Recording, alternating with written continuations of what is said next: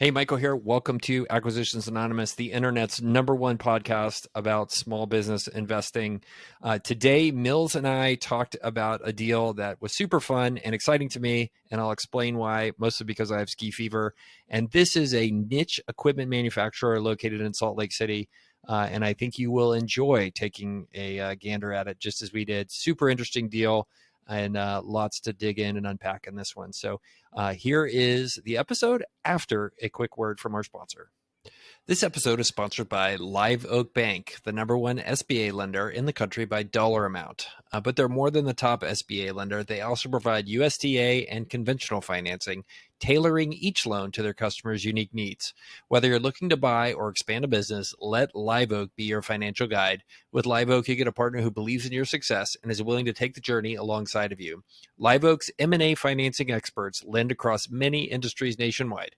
They also have over 30 industry-specific teams whose lenders are experts in industry-specific small business loans. Some of these include healthcare, seniors housing, and service contractors as well. With their dedication to efficiency, collaboration, and in-depth knowledge of M&A financing, they'll take you where you need to go. Visit liveoakbank.com/AA and make sure that's a lowercase a and another lowercase a to connect with a lender today. So again, that's liveoakbank.com/AA with 2 lowercase a's to find out more about Live Oak and to connect with the lender there, and tell them that the Acquisitions Anonymous folks sent you along. Thanks a bunch. Mills, you're not on a roof today. Is that a good thing or a bad thing? I've already been on the roof. I'm off now, and I'm going back when we finish. You say it with such jest, and they're like it's a negative connotation. Well, first of all, you get paid money to be on roofs. So like I'm super cool with that. But also it's just a stark reminder to me that you do real work and I don't. So it's super cool. So I totally think it's great. Cool. Well, so we got a deal today, and here's why this deal is special. I'm starting to get ski fever. So normally I do 2 or maybe 3 ski weeks, either working from ski slopes or just going down ski slopes as fast as possible. And I'm starting to get ski fever because September's coming around. My pass is like all set up. I'm ready to go. I got new skis, and I'm going to try to make it through another season without killing myself. So can we do this ski deal? You ready to go? I'm so excited. It is 20 degrees cooler today in Columbia, South Carolina than it was yesterday. So this is as much ski fever as I get, but I'm in. It's quite the personal share. So, all right. Okay, here. You want to read this one? Yep. All right. So this is a niche manufacturing company in the fitness equipment industry in Salt Lake City. They say it's relocatable. $3 million asking price. There is no cash flow listed, no revenue, no EBITDA. This is on BizBuySell for those of you watching on YouTube. This is a great opportunity for an existing fitness equipment manufacturer that has an organization that could easily integrate into the company's products into their existing mix, sales and marketing, supply chain, and distribution network. Company has historically sold and marketed to fitness enthusiasts, rehabilitation centers, and professional athletes in skiing, hockey, baseball, basketball, football, tennis, golf, soccer. There's a long list. Athletes. The business and products have the following attributes: extremely high profit margins, averaging 63% wholesale and 72% retail. Currently, upgraded models sell at a price point of $4,000 to $6,000. Whoa. Interesting. Strong intellectual property in your rights. Face, Peloton. Yeah, no kidding. They have patents, trademarks, and industry goodwill. Longstanding professional endorsements with people who I think sound important in this space. You can expand globally for distribution network by opening up distribution centers in Asia, Europe, and Australia. They have product dominance. What a great tagline. They produce the highest quality machines in the market, and they've been in business for 37 years. That's a really good litmus test. They've sold 49,000 units since 1994, and they've generated $68 million of revenue since 1994. I love those kind of stats. They don't mean anything, but maybe it means something. Maybe it means a little bit of something, but they could have done 60 million in sales in the 90s, and now they're petering out. So a couple things that are interesting. They in 2016 they were forced to change their Taiwanese-based manufacturer. They've implemented new manufacturing, all new tooling, large amount of capital and time spent on this. The long delay in production left the company with limited products to sell. That seems like a red flag. Shortly thereafter, COVID-related supply problems slowed manufacturing and significantly delayed the shipment of containers. This resulted in a temporary retraction of sales. Okay. These challenges are turning to the positive with one container just received in July and an additional container expected in September of 2022. The current order has been completely pre-sold and marketing has begun on the second order, which will also be pre-sold. So year-to-date 2022 revenue is $145,000. They say in parentheses accessories, plus deferred revenue of $364,000. So the deferred revenue is the pre-sold stuff. They've collected 50% of that up front. Some people have also already paid the other 50%, the full amount. And then there's plus an additional $238,000 to be collected as shipped. Should be completed in August. This is very convoluted. So it sounds like best case scenario, they are still going to be under $1 million in revenue this year. Total expected revenue of 747 plus orders being pre-sold from the next container. The customer stickiness is a testament to the loyalty. You can sign a confidentiality agreement and contact Ron Schwab. There's info here. It's a leased facility, 5,000 square feet. They have 4 employees. Patents for the product are valid through 2040. That's pretty interesting and important. May be included in the sale of the company. So you could, there's a scenario, I think, where they imagine you buying the business, but you don't get the patents. That would be something to talk about a lot. So Michael, what is this? So I was just Googling it. I think this is part of the fun of looking at businesses for sale is you're kind of trying like a little Sherlock Holmes thing to like figure out like what the heck is going on with this thing and like what are these people thinking? And then it's also to me like super fun to like just see the different ways that people manage to screw up listing a business. Like that's just like it's kind of like when you when you go to a hockey match, right? You know, why do you go watch hockey? I don't watch hockey. Yeah. If you were to go to hockey, the people who go to hockey, I'm convinced most of them are there for the fights. And just the same way people go to NASCAR, I think most of them are there for the crashes. And so that's kind of the fun thing going on here.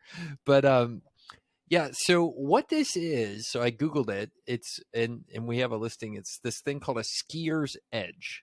And they have a picture of a guy in deep powder. And it is a product that will dramatically improve your skiing with the #1 technical ski conditioner in the world.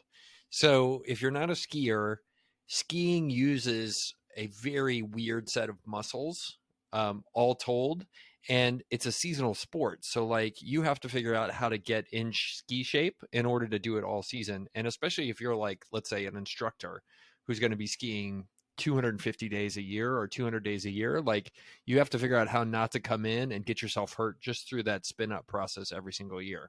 So it looks like what they have is basically like a Nordic track. Do you remember the Nordic track? Oh, You yeah. remember those infomercials? Oh, yeah. By the way, do they still have infomercials? I don't have cable, so I don't know. Couldn't tell you. Probably. Anyway, so for those of you listening, basically I pulled up a picture of it. What it is it's like this this thing where you kind of slide side to side. And you put your like weight in and you slide up and down these little ramps. So you kind of simulate carving down a ski mountain. And of course they have a pop-up. And they have it listed. You can buy it here on the website. There's everything from the platinum package, which is $6,400. There's a hockey version of it because it can simulate skating. And then you can customize it with a QS7 or a TM7. And they show pictures here. Here you can see the picture of where your boots actually fit into the thing. Mills. Oh, and you can pay an extra $95 to have some wheels so you can move it around. So that's what it is. It's just like you get on it and you go side to side and it trains you to go from edge to edge as you go down a mountain. So I'm just thinking like most people don't have this in their house, this $4,000 or $5,000 or $6,000 thing. Do you think so? It's definitely athlete. I mean, they said this, but it's definitely athlete targeted. This is not the kind of thing that, like a hotel, not every hotel is buying like an elliptical machine or a treadmill. This is in a different category. this is for somebody either doing therapy to recover or is going to one of the many kind of performance athletic gyms type places. And have you ever been to one of those, or like a client as a competitive athlete? Nope. They're super fun. Like you go in there and like some crusty old person like gives you your workout of how you're going to stabilize this particular thing. And then the funny thing is they all have like their own crazy methodology. Like every single one of them is like, okay, our theory is you're going to harmonize with the magnetic field of the earth. And here's how we're going to do it. You're going to do a lot of curls in front of the mirror. And I'm exaggerating a little bit, but it's not that far off. The one I used to go to had a similar machines like this. So I was like a 19-year-old collegiate swimmer. And actually the thing their belief was if they could train us to perform at basically efficient levels at 98% heart rate, they could make us faster swimmers. So what they would actually do is, and listen to this, I'm a 19-year-old kid and I go to this place and they basically put you on a thing that was like this skiing, but instead of skiing, it was for climbing. So it's a thing called a Versa climber. Have you ever seen that? Mm-hmm. It's like a step thing and you hold on to it. Yeah. And basically what we had to do was sprint on it until we got to 98% maximum heart rate. And then we had to hold our maximum heart rate there for an entire minute. And then you could get off. That was their methodology. Like they decided that was going to work. So these kind of places will have a machine like this. Is basically Pilates for athletes, right? Where you come in and you like do that crazy stuff. So yeah, this is not bought by your person putting it in their house unless they're just like the gym that needs everything. So I don't see this being a big TAM. I looked at this business one time that reminded me of this. They had a different price point. They made a really specific type of equipment for mining and like demolition, but it was like a high sticker price. Only like a very, very small number of people in the world ever bought them, but they completely controlled the market. And then they had some, ancillary and kind of incidental. Basically, anytime something broke on one of these trucks, just like anytime something breaks on one of these machines, you kind of have to go to them. There's probably not like the regular appliance repair guy or fitness, equipment repair guy who's going to work on these. And so you have this long tail. You're never going to, like, this company, it was so specialized. Like, they were never going to sell more than, there were only a few thousand of these trucks in the world, and they were never going to double, right? If anything, it's going to be in kind of a secular decline or something. Kind of like this. I mean, there's no scenario where if they've sold 49,000 of these, some of those are replacement of the ones they've already sold. The total addressable market is so small. I'm just trying to figure out, what do you do with a business like this? The listing does say, and I read this after I scanned it, but that the owner has a serious medical issue. And so this is the founder, the CEO, the guy who probably owns all the intellectual property, is selling because he has to sell, and this business probably doesn't survive without him, and his 4 employees probably don't take over the reins. You hate to see a situation like this, but it also, it probably further accentuates the fact that what in the world could you do with this business? Who could possibly buy this thing? And what is the highest and best use of it? Yeah. Yeah. It's really interesting. Well, first of all, I think they're lunatics to ask for $3 million for this. Yeah. 3 times revenue. So let's just get that. Let's just get that lunacy out of the way. But look, I think there's a world in which there's a right buyer for this. And it's probably the seller doesn't want to hear it, but it's most likely an 80 to 90% earnout type situation, or a work to own kind of situation. I mean, the business, they're asking $3 million for it, and they think they might do $750,000 this year. Right. That's kind of what I read. Or maybe it's a tiny business, and it does pretty well in terms of gross margin, but he's got four employees. So the owner is probably taking home 6 figures a year. Like, there's no way this should sell for 30 times that. So, I think it's going to have to be a buyer or the seller is going to have to get realistic about their sales price. Cause there's no way to make that price work unless there's a strategic buyer. And if I'm a strategic buyer, like, I'm just going to make one of these. Like, there's nothing special about this thing. Like, if there was a real market, somebody would care. But I think that also, because there's not much of a market, it actually makes for an interesting situation. And one of the things like we talk about is, there's these ideas of moats around businesses, right? Like you can have a brand as a moat, you can have scale as a moat. Like these are ways that make it hard for somebody else to compete with you. Being in a small niche market in my opinion, is also a moat that people don't talk about. It's the other end of the economies of scale. Like there's economies of discale, whatever that is. Like, and we see it a lot where it's like, okay, we're the only vendor that handles this $10 million a year niche. Nobody's going to come in and compete with It's you. not big enough. Yeah, it's not big enough to justify getting involved. Yeah. So that's a moat, also a ceiling on your business. And that's exactly what's going on here. I bet this guy has 90% of the market for ski trainers. Unfortunately, not very few people ski, and even fewer care enough to buy a ski trainer. So I think this is a work to own, or maybe, you know, big time seller financing. And this is maybe a situation where you can make that happen. This is a guy, it's a forced sale because they're sick, and this is maybe a time to go buy yourself a job. I like some elements of this. We also, our most common piece of feedback is that we hate every deal. So I'm going to try and be more positive. I really do like No, the fact hold on, that hold on. You're supposed to hate every deal. Like it's, if you like more than like 1% of the deals when you're you're doing looking at something businesses wrong. or investments, Yeah, you're a dummy. you're doing it totally wrong. Yeah. Right? You are doing it wrong. You're supposed to hate every deal. So go go and pleasantly surprised if you actually like something. And I think we've liked 2 deals out of 130. That's Like very accurate. That's completely accurate. that's the way it's supposed to be. And if you want us to just come on here and BS you, Mr. Listener, and tell you that this is a fantastic deal, when it's not, like, yeah, there's some other podcasts out there. Go try the All In podcast. Those guys seem like nice guys, but no, I mean, we're going to tell you how it is, which is most of these deals are supposed to suck. Yes. Anyway, go back to your point. There are some things that are likable about this one. It would be hard to do this deal if the seller was not terminally ill, because it sounds like they are ascribing way too high of a monetary value on the intellectual property. The way I read this right now is they think the business is worth $3 million, and you might have to license the intellectual property from them for a long time, until 2040, until it's in the public domain. I would be willing to bet, though, that their revenue was probably $1.5 million to $2 million, right? Historically, pre-COVID, pre-supply chain issues.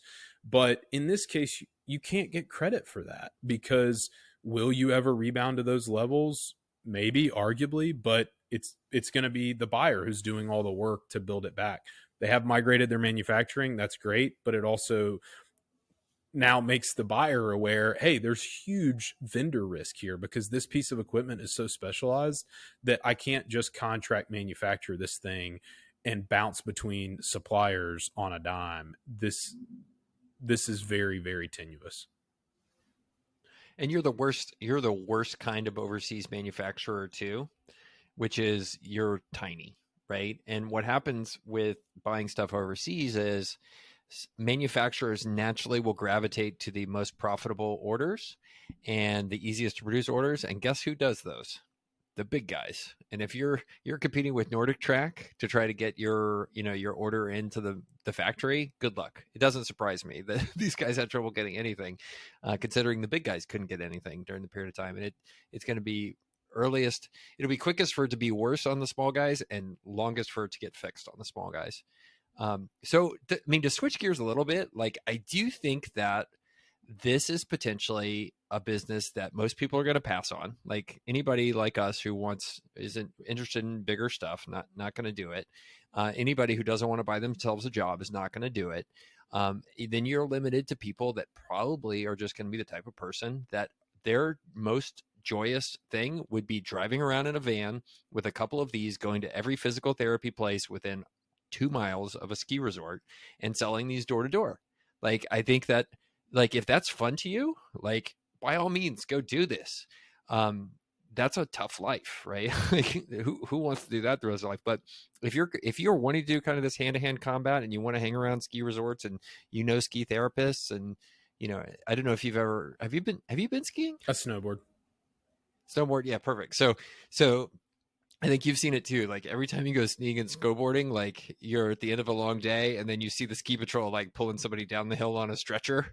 I mean, you know where they go, right? They go straight over to the like. There's a clinic at the bottom of the mountain where there's like four surgeons ready to put people's knees back together, right? And they do that, and then they have whole kits. Like I have a friend that he tore his ACL on the very last run of a 7-day trip. I would rather do that than the first run. My mom tore her ACL on the very first run of a ski trip when I was a teenager, and that sucked. That was not fun. Anyway, um, but he told me like when he tore his ACL, like they packaged him up, like they had their routine down. They're like, okay, well, like here you go over here. All right, here's this drug. Okay, here's the orthopedic surgeon that's going to talk to you. He's gonna examine you. Like, and here's your price tag. Like, do this, do this, do this. So it's one of the best places to get your ACL or your knee blown. It's like right there because they're ready. That's all those guys do. That's all those guys do. So like, yeah, this is and then if you're a local and you have something like that, there's a local physical therapy place that specializes in ski injuries, and they're going to have one of these things as part of your rehab. But yeah, that just ties into who you're supposed to be to own a business like this.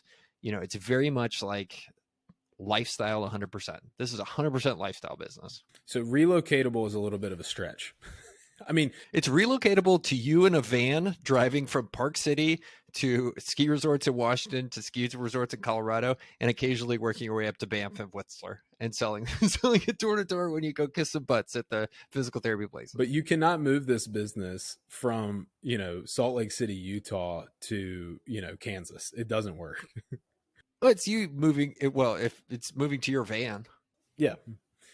This is the other thing. If you do the math on this, Michael, you're talking about maybe selling 150 units a year, at a $4,000 price point, assuming there's very little, and they do a decent amount of accessories, but like you're talking about very, very few units of actual sales that have to occur. And so I think that does substantiate the point you're making, which is you could totally do this, as a guy on the road. You have some staff in a location who help with ancillary functions, but I mean, you could just be a ski bum basically and subsidize your lifestyle. And you have to be semi-professional parts of the year. So it is interesting. We talked about listings and business in general having what I call bullshit KPIs. And this thing's chock full of bullshit KPIs. And the two that are interesting are the last two bullets here. They've sold 68 million in revenue since 1994 and sold 49,000 units. Which are interesting, like bullshit numbers. Like, who really cares what's happened over the past 38 years? Like, I really don't care. Or 28 years, sorry. It's also kind of like our our podcast growth charts. Sometimes I click on the cumulative button just to make myself feel better because it's always up and to the right. But this is the same thing. Like, who really cares? Show us the last 3 years revenue number. But it's also interesting to see that these guys have sold a lot of stuff. Like, this used to be a really popular thing, and something has happened recently to where they're barely cranking through 750,000 in 1 year. Like, if you do the math, 68 million and then adjust it for inflation over the last 37 years, they historically have been doing close to 2 million a year in revenue on these things. And something has happened recently, and it's most likely this guy got sick. So that presents an interesting opportunity where if this was doing 2 million a year, 3 million in a price point isn't that crazy. So that would be one of the things where by putting bullshit metrics here, they've actually given me a little more hope that the right person, like, you could get a value here. You could get a deal. I just can't really figure out who the strategic would be. It's not like a ski products manufacturer is going to mess with this, like the U.S. Olympic ski team isn't gonna, you know what I mean? Like who's the highest and best use buyer of this? I still don't know. It's a strategic skis company. Yeah, they're headquartered in Fantasyland. But yeah, I mean, and what you're seeing here is a very typical thing, right? When somebody makes their whole life a particular business, and then they see themselves in decline physically, from an energy perspective, cognitively, potentially, and they've based their whole self-worth around creating this business and help. And this is also a great business that helps people. Like, this is a rehab device that helps them get better. it's totally normal for them to have delusions of grandeur in terms of how much it's worth to a potential buyer or what could possibly happen just if they had more energy or just if they had a few more years to be able to be out on the road making this stuff happen. But it's usually just not there. If it was doable, they would have done it. Yeah. Yeah. I feel for this guy. Yeah, I think you'll find somebody. I mean, I think this is also one of those businesses where if you can choose what type of business you want to be in, choose something that actually makes people's lives better. Like, and almost every business does. But like, I think some businesses like this one, like it's really something that's like good for the world. Like if you are in a rehab place or trying to strengthen up and be ready for ski season, which like some of my best memories are like skiing with my kids. Like it's just the best. And like you're enabling people to do that more and longer in their life. Like it's kind of beautiful. So I got to appreciate that about it. Totally. Good luck to this guy, man. I hate these kind of situations because it's just like, I mean, you look at it and you're like, there's no way. I mean, I don't want to take advantage of this guy. And like, you kind of think about it empathetically. And also, you know how hard it is to sell a business, even if you're not ill. But I just feel like the vultures come out on something like this. And unfortunately, people do try and take advantage of situations like this. And it's hard Yeah. enough to do without all this. Well, and that's where like it's important to have your children clued in on what's going on. And to some extent for me, like why I spend so much time talking about business with my kids and talking about family wealth strategies and stuff like that. And it's because at some point I will be incapacitated, and hopefully I'll have enough money that my kids don't have to like take care of me, like change diapers and stuff. But also like as your parents get older, or as you get older, like you start to go through cognitive decline, and you need to have somebody around that potentially your kid can step in and make some good decisions for you. And hopefully this guy has built up and invested in having a great family and been lucky enough for to have a living spouse and kids and all that kind of stuff. So you know that would be my hope. Cool. All right. Well, man, I think this was a cool one to dig into and definitely highlighted some things, that we haven't talked about before in terms of seller dynamics and stuff like that. So, and do us a favor, please open up your podcast app, go write a review for us in our never ending now quest to not only break even, but become the number one entrepreneurship podcast. Your reviews would be greatly helpful in terms of us and our growth hacking. So thank you very much. And Mills and Mirko, we'll see you next week.